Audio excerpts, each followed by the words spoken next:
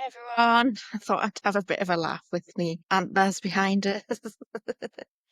Um, sorry, very childish, I know. Anyway, my name's Kelly, and I wanted to talk about what's been happening for me on, well, particularly LinkedIn since the Supreme Court judgment happened, because it's just, well, what would you call it? Emotional abuse. Like, it's unbelievable. I've been called all the names under the sun. Transphobe, hateful, bigot, far right, Nazi, and there's more. But I can't even think of them. But it's pretty nasty, just nasty. Like the sort of stuff that you wouldn't expect really on LinkedIn because it's a professional platform. And the best one is Dr. Helen Weberly. Look her up if you haven't heard of her. She lost her license to practice as a doctor. I think it was something to do with prescribing puberty blockers to children, which she's still doing, but she's abroad. Apparently, she's in Singapore. Not sure if that's still the case. Anyway, she came after me on LinkedIn, and it's got really worse. It's got a lot worse since I changed me like headline on LinkedIn to make it more prominent so that I can build my business basically because I've been spending so much time, well, on my activism, I suppose how you would put it, correcting people about the Supreme Court judgment that haven't really been building my business and I really should be. So I've changed the headline anyway. And since I did that, it's obviously working because more people are noticing that I am a counsellor and they're coming after me professionally because I know what a woman is. And I say humans can't change sex and men aren't women and women need spaces. I mean, I'm laughing. It is funny, but at the same time, at some points, it is quite stressful. The worst attack that I got, it was really Darvo because I challenged some men who were promoting men breastfeeding babies. Yes, they take chemicals to induce lactation and then they feed babies. And I said that was child abuse, but apparently that's libel, even though it was actually someone, a man came onto that discussion and said, I'm a trans woman and I breastfeed. So he inserted himself into that discussion and then claimed that I was abusing him and I should leave him alone. Anyway, back to this screenshot that I've taken. I'm going to read it out because it's really targeting me as a counsellor. So this follows a bit of a thread. So I'm actually quite passive, but I'm seeing much of this rhetoric on defining what a woman is, that it's becoming more dangerous for those of us who don't fit society's expectations. Well, I don't know what she means by that, he or she, because this person has a female name, but maybe a man. I've got no idea.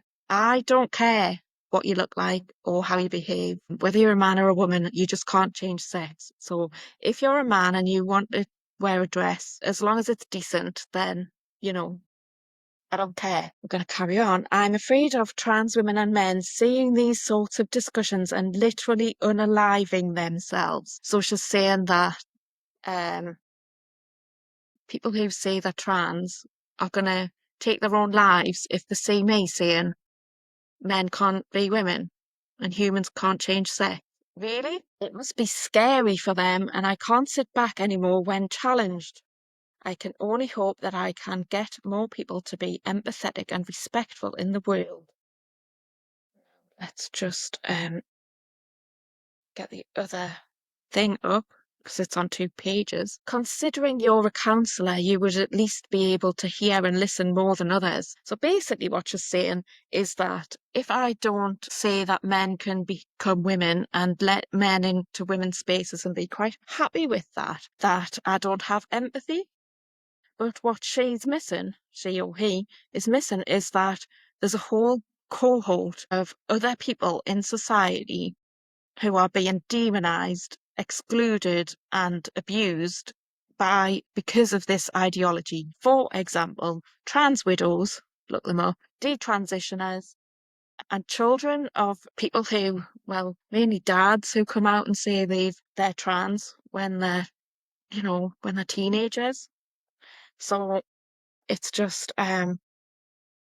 So she goes on to say, basically, you answered me, and I've chosen to reply and not given in the hope I can get someone to see things differently that helps to be more inclusive and empathetic for everyone.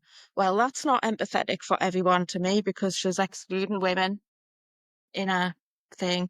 So to go back to Dr. Helen Weberly, because I didn't finish that story, I got sidetracked. Sorry. I better move my head, otherwise I'm going to have horns again, which is funny, but it shouldn't really, I shouldn't really be doing that in my promotion. Anyway, yeah, Helen Weberly has decided that she's looked me up as a counsellor and she's decided to report me to the NCPS, which is my professional body. And the reason she's given is because I've denied the existence of the protected characteristic of gender reassignment, which I haven't said. I've said men can't become women, which is completely protected. It's a protected view. And I've said humans can't change sex. Gender reassignment is not changing sex. So I'll like to see how this plays out. If I do actually get something to respond to from the NCPS, I think that will be interesting, given that they've had previous court cases and lost. Yeah, I just think it's despicable that people are, because we disagree, they're coming after me and me profession and telling me that I'm not empathetic enough as a counsellor and I should agree or else. So their manipulation and judgment is it's just disgusting. And Helen Weberly, what, and I can't even say because I might actually get done for my libel if I say what I think of her. What kind of person does that? So yeah, I really need to promote my counselling service. So basically, the reason that I can't stop talking about this is because of the way I am as a person. I have integrity and I'm very honest. So if you're looking for a counsellor who skirts around the truth and doesn't get right to the root cause, then I'm not that person. My way of working with clients is quite direct and it's honest, and my clients who it doesn't work for everybody, some people are too sensitive for that approach, and I appreciate that, and I do try and check in with clients to make sure that I'm not going too fast for them. However, the ones who get it really appreciate my approach because it means that we'll get to the root cause of the problem easily and straight away, a lot quicker than if you sit there and go, why do you think that's happening? I will ask questions like, do you think it might be? Could it be? I'm getting a sense of, and my clients are free to agree or disagree, but that's usually how they come to the realization that whatever's going on is going on, and it's really effective for those who can handle it. But like I say, it's not for everybody. If you want an honest counsellor, come and see me. You can message me and ask for more information. I would love to have a chat with you. Thanks for watching.